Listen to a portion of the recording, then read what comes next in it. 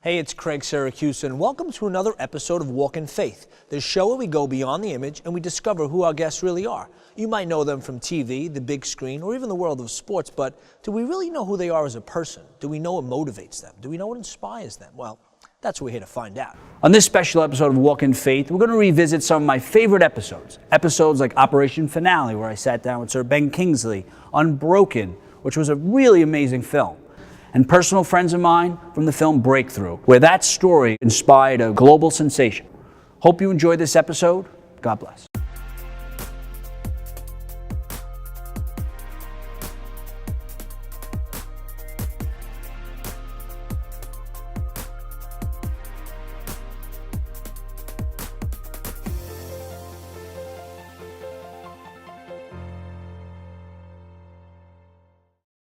The plot of the film follows a group of Israeli Mossad agents in 1960 as they discover that Adolf Eichmann, who was one of the architects of the final solution during the Holocaust in Nazi Germany, is found to be living in Argentina.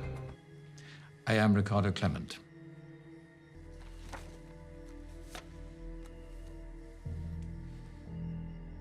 Do you recognize the man in this picture?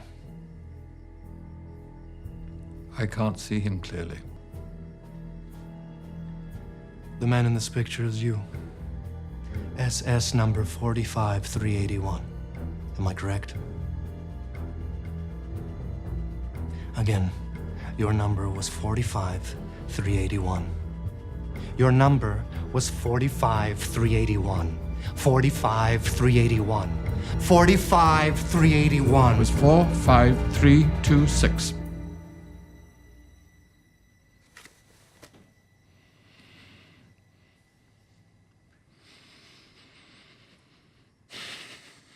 Enough, I accept my fate. My name is Adolf Eichmann.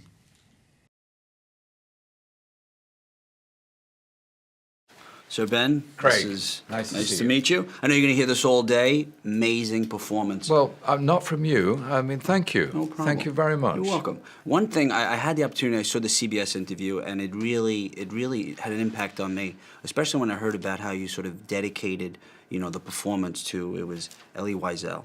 It was beautiful. I mean, can you tell me a little bit about that story, and do you still carry that photo around with you? I have my bag somewhere. I think it's there. It's in there. It's with you. Yes. I had opportunity to be with Elie 3 times, and the last time he paid me a great compliment, and coming from him, it was something I deeply treasure, where he referred to me as a lover of truth and memory, and I, in turn, was able to say to him that the next time I walk onto a film set that is appropriate to his story and his memory, I will dedicate my performance to him. Shortly after he passed, Chris Weitz offered me this role, and I realized that here was my opportunity to say to the world, as Elie constantly tried to, I am sorry, boys and girls, but this really did happen. And we mustn't deny that it happened. We must try and assimilate it into our DNA and move on as better human beings. And that process of assimilation, which is why I believe we have so many films that deal with this subject, is taking way too long. Mm-hmm. But maybe these things take time. They are on a biblical scale. The murder of 6 million is incomprehensible. And the aftershocks felt by Europe and the world in general will take a long time, if ever, to settle. And these actions between 1933 and 1945 will never be understood. Nevertheless, men did this to other men. And Eichmann was proud of what he did. But what is even more extraordinary is that in spite of that vicious standpoint that he maintained to his dying day, the Mossad got him to Israel and put him on trial. They did not shoot him like a dog, and that shows enormous restraint. This is a thriller, and it has a wonderful redemptive ending where their wish to bring him to justice, as as said beautifully by Simon Russell Beale as Ben Gurion. It's a beautiful performance. Their wish was fulfilled. Mm-hmm. They managed to convey that creature, that human. Exactly. A human. It's hard to believe, but he was not a creature. He did not land from Mars. That human, they got him to trial. Yeah, I know that was Amazing. something that I watching the film, I walked away saying, even our enemies deserve love and compassion. And it really touched me just watching the performance and seeing you holding your son and watching the train. It sort of resonated with me, and I think it'll resonate with a lot of people. You humanized the character. Well, unfortunately, I didn't. He was a human being. There was nothing I could do about it, I'm afraid. And also, I think you are more highly evolved than I am. I'm not at the stage where I can show my enemies love and compassion. Not enemies like him. I can't do it. Sorry. No. Thank you so much for this opportunity. Appreciate it. Thank you. After the break, we'll be back with John Smith. Together, we revisit the miracle that saved John's life after he was submerged in freezing waters for over 15 minutes. A story that has inspired the upcoming movie, Breakthrough.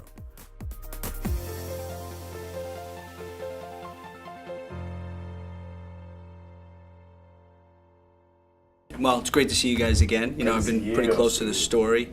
What is it like to be here? I know we spoke about it a few months ago about the potential of the film, and now we're here. What is it? What kind of emotion are you guys dealing with? It's incredible. I mean, just to see how quickly it's come together, and to see how God has just, from every aspect, has just put it together. I mean, so to be able to be here, I mean, I think our word for this week is surreal. You know, just amazing. You know, to be on the set of Breakthrough at this moment, and to see how God's put it together. We pulled on the set today and just see trailer after trailer after trailer. It just kind of blows you away that, you know, this is real and it's happening right now. They're making Breakthrough, and we're part of it today. And see the names on the trailers. See the names on the trailers, you know, and it all becomes real to you. This is really going to happen. I mean, yeah, I mean, the Holy Spirit, like you said, has been present throughout the whole story. Yes. Have you seen him, I mean, have you seen anything or heard any stories, like, on set where sort of validates our beliefs? I had spoken with one of the actresses, Rebecca Staub, on Sunday night, and she just started telling me, you know, she says, I've worked on a lot of places, but she said nothing that is as cohesive as what it has been here. And she says this has just been a pleasure to work on. And not the other places were bad, but this was special for her. And to hear how many of them say, we read the book and Yes. we were so moved by it. Yes. I mean, you know, so you hear those stories of people just being personally moved by the story that are part of it. Or have you heard anything, John?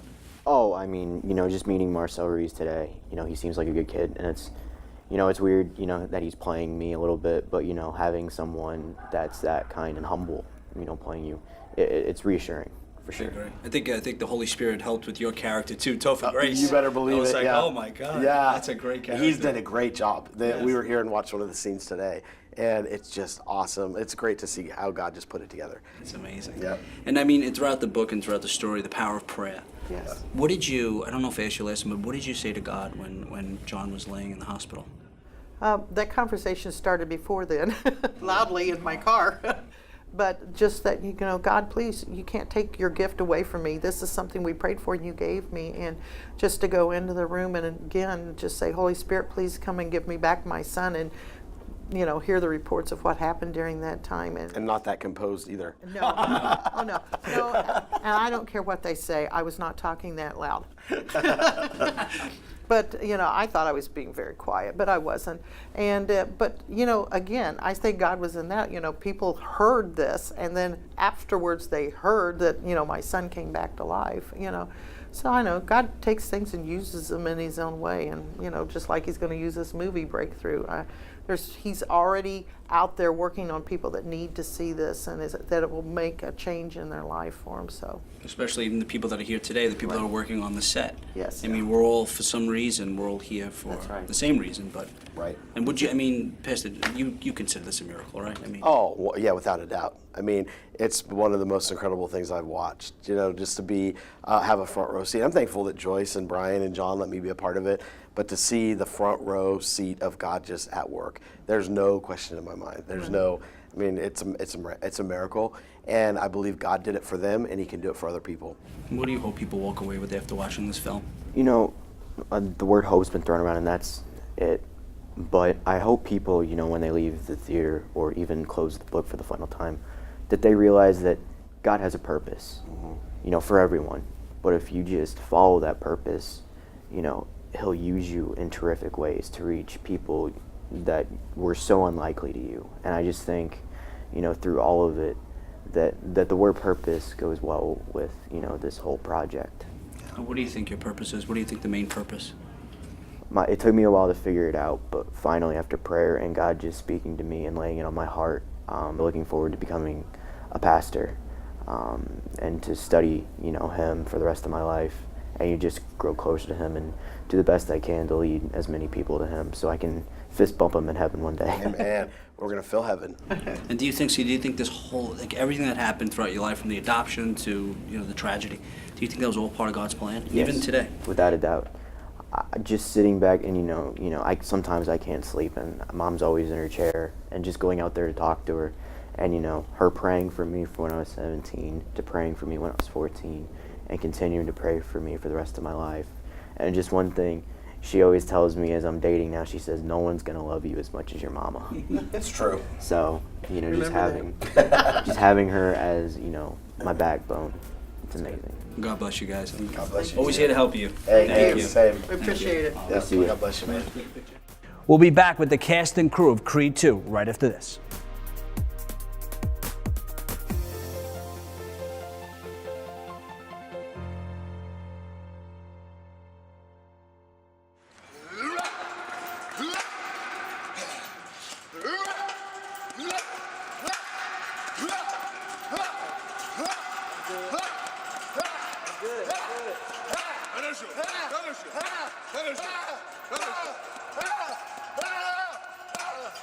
Thank you so much, guys. I mean, it's a pleasure to sit with you. I mean, I've been a fan ever since Rocky IV. Thank you. Florian, tell me, how did this opportunity come about? I mean, this is an iconic franchise. Yes.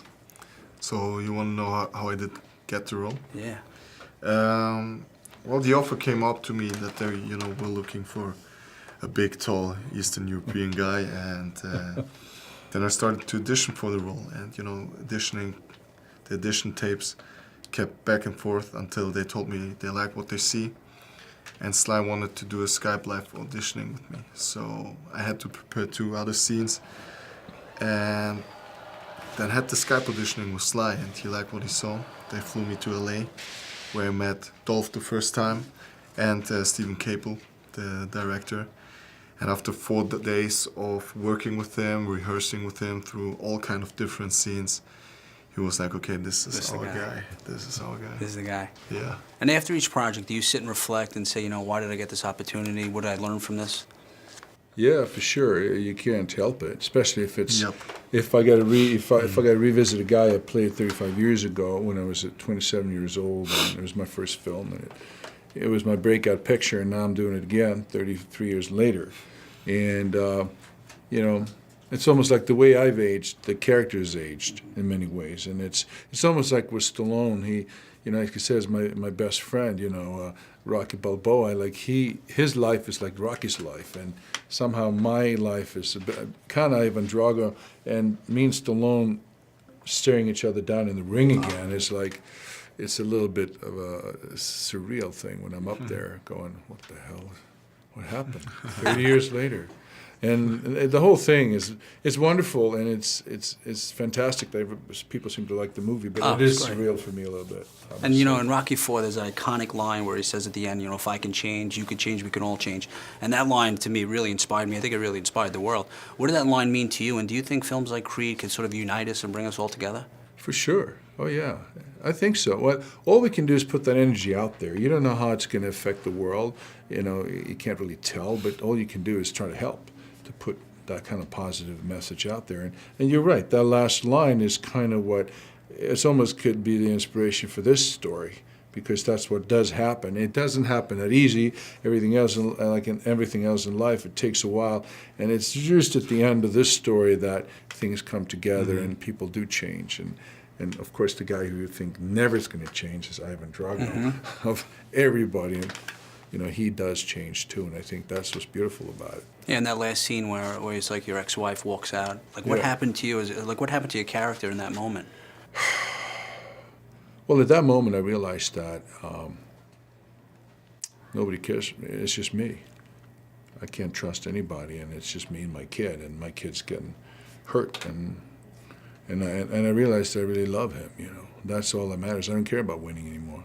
And I never thought I would think that because Drago is the last guy who's going to give up and throw in the towel, ever, of anybody. So when I saw that line in the script, I was like, damn, who came up with that? That's brilliant, you know. So, yeah, it's I beautiful. really agree with you here. Yeah. Thanks. You guys did a great job, man. Thanks. God bless. Thank you very much. Buddy. Thank you very much. Thanks. Thank you.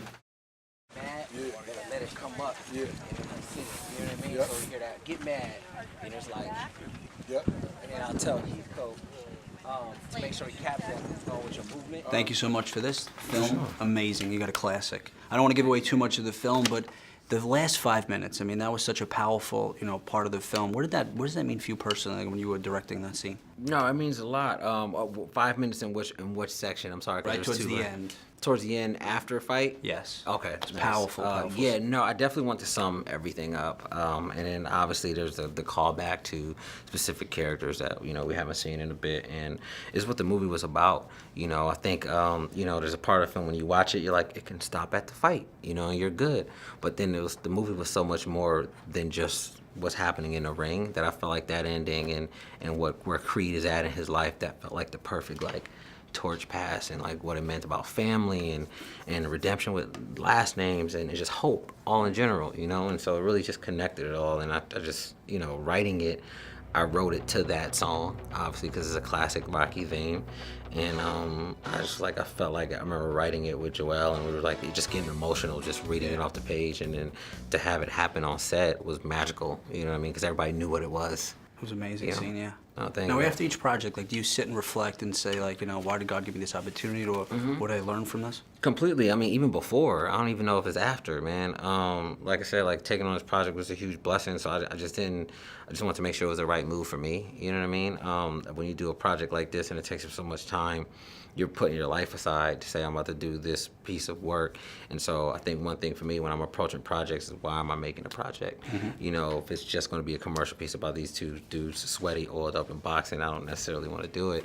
But when you talk to the team and they're all talking about character stuff and stuff that, again, shows hope, determination, and inspire people, that brings me to a project. My first feature was like that as well. I went back home, shot it. It was about kids that I felt like looked like me, that were in my neighborhood, that were struggling. And so I don't necessarily take too much time during the process because I'm just kind of working and in my zone. But afterwards, I think it's starting to hit now. Yeah. After the film is, because we just finished 2 weeks ago. So I think now is the moment where I'm starting to realize wow. Wow, right? Everything's getting put And you together. I read an interview you said about failure, and you said there's God's way right now, and just grow from that experience. Yeah, all the time. Amazing. Yeah, we were talking about just failing big just a little bit ago, and you have to, man. You have to kind of chase it, and How do you stay grounded, though, during those times when things aren't going the way that you wanted or as quickly as we want? Yeah, no, I take times by myself. I talk, a lot to myself and meditate. And obviously definitely prayer in that mix, and so it's huge for me. I have a wife that definitely helps me during the process too. She came out here. She does wardrobe, by the way, but she didn't do it for this film because she knew that it was going to be so rigorous and hard work and tough. And so she kind of just backed me on the moral support side, and I don't know, that was a lot. It's always helped to have family around supporting you as well, so that keeps you grounded. And they're here now, so it's don't kind of fall into the hype. Just stay focused. That's right. You did a great job, brother. Thank you. Thank you. We'll be right back after the break with clips from our episode about the movie Unbroken, Path to Redemption. This continues the story of war hero and Olympian Louis Zamperini, a story that started in 2014's Unbroken. I'm joined by Will Graham, Samuel Hunt, and Louis' son Luke Zamperini to talk about this inspiring film.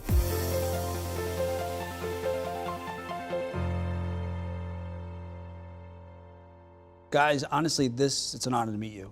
Can you, in case someone is not familiar with Louis' story, can you just fill us in a little bit? And also, why did you decide to pick that sort of portion of his life? The story of Louis Zamperini is son of Italian immigrants, is a hoodlum in the streets of Torrance, California, channels his energy into sports, becomes an Olympian, and then World War II comes along, he goes into the Army Air Corps, and he becomes a bombardier over the Pacific Theater. One mission, his plane crashes. He survives 47 days adrift in a rubber life raft with 2 other men. One of them perished on the ocean voyage. Floats 2,000 miles into the Marshall Islands, which are controlled by the Empire of Japan. Picked up by the Japanese Navy. They recognized him because they followed American sports. So they knew they had a potential propaganda tool here, so they set about trying to soften him up, to break him, if you will, to do the propaganda broadcast. Well, he could not be broken, hence the title of the book and the film's Unbroken. But when he came back to the United States at the end of the war, he brought something home with him, and that was post-traumatic stress disorder. They didn't know what it was in those days, but he had it. And it manifested itself in these horrendous dreams where he was being beaten by the one guard that was really assigned to break him.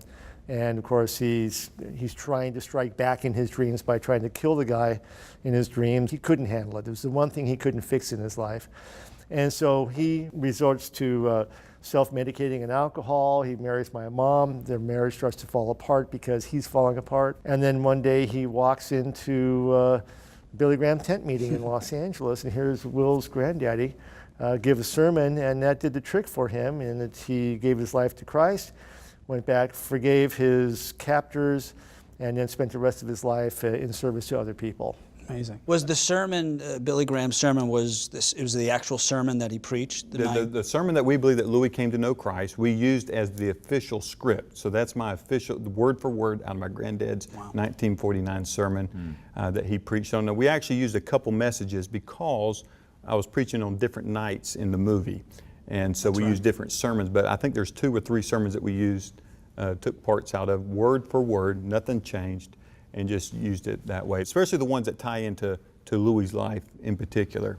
And so I was grateful for that opportunity. And what a privilege to preach your own granddad's sermon, a sermon that's probably never been heard since 1949.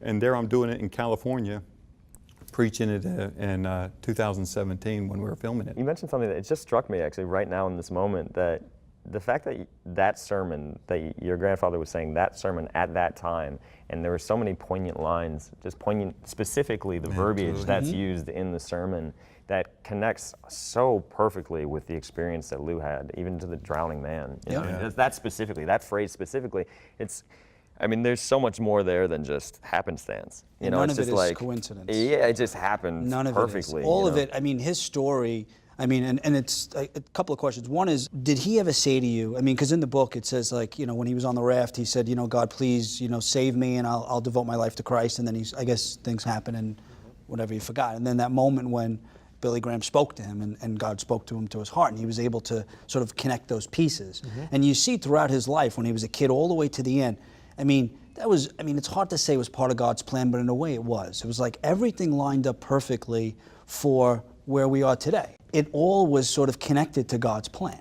Like, he used his life and this platform. I mean, do you ever think, like, the film and the project and the book, and did you ever have sort of an indication that this was all going to happen? Everything that happened in my father's life was according to God's plan. And from nearly drowning in a pool of crude oil when he was 7 years old, to nearly roasting to death in an abandoned boxcar out in the middle of the California desert, every experience he had in the life raft, it all led up to that. And when it's your turn, when you're hearing the sermon that's putting you over the top and bringing you to faith in Christ, you feel as though every single word coming out of that preacher's mouth is directly straight to you. Everything he's saying is what, did he read my book? How does he know all this stuff about me, Ben? That's what happened to my dad that night. Did he ever tell you the story, what happened? Yeah, so he, my mom made him go to the tent meeting. Did she trick him? Sorry, She did trick him. Yeah, she told him it was a science fair. Yeah, which is just so brilliant. And like, the guy talks about science because my dad was interested in science. Oh yeah, he talks about science, you'll enjoy it. So he goes and he says, okay, well listen, if it gets to the point where I'm getting offended and we're leaving, she goes, okay. So sure enough, he storms out of there. And then she, when they get back home at night, she said, don't ever take me to a place like that again. Well, she says, well, Louis, because of the newfound joy I have in my heart, I decided not to divorce you, which is where they were headed. And she said, so she convinced him to go back again. And he says, okay, the same thing applies. When I'm offended, we're leaving. And sure enough, he hated it the second time. And as he grabbed her by the hand, they were heading towards the exit to the tent. And then Billy said something to the effect of, when you get to the end of your rope and you have no place else to turn, that's when people turn to God to save them from whatever situation they're in. And he suddenly remembered the prayer he had on the life raft. It had been 7 days without water. Now, this is the equatorial Pacific. Okay, it's hot, and they're sunburnt. Their face is swollen. 7 days without water. He made this prayer: Lord, if you get me home from this alive, I'll seek you and serve you my entire life. And then off in the horizon, there's this cloud starts coming up, and then it gets larger and larger, and start paddling towards it. Next thing you know, it's raining, and they're able to get that life-sustaining heavenly liquid. And then 2 more times they were out of water. 2 more times he said the same prayer. 2 more times the rains came. I didn't know that. Yes, and then he repeated that prayer in prison camp, but when he got home after the war, he forgot all about it. And it was at that very moment that Billy had said that suddenly he remembered that prayer. And as Laura Hillenbrand put it so beautifully in the book, that he could feel that rain coming down onto his face. And he told me, he says, I just felt like a real heel. Obviously God took care of his part of the bargain, but Louis Zamperini did not. And he just found himself up there in this little collection area near the stage where there's counselors to help you through the process. And he told me that when he got up off his knees after doing the sinner's prayer, he said that it was a great weight lifted off his shoulders, and that he knew he was done getting drunk. He knew he was done fighting, and he knew he had forgiven his prison guards, including the bird. What do you think, why is God using Louis' story? What do you think God's using to use your platform? What do you think the ultimate purpose is of this story? Well, the ultimate purpose of the story is the life of Louis Zamperini is a witness to the power of God in a man's life. Amen. Okay? As Will's granddaddy put it, it's one of the greatest stories of forgiveness outside of the Bible. Thanks for joining us for this very special episode of Walk in Faith, as we revisited some of our favorite episodes. Always remember, we have the ability to inspire and evangelize through our words and actions. Till next time, thanks for walking with us.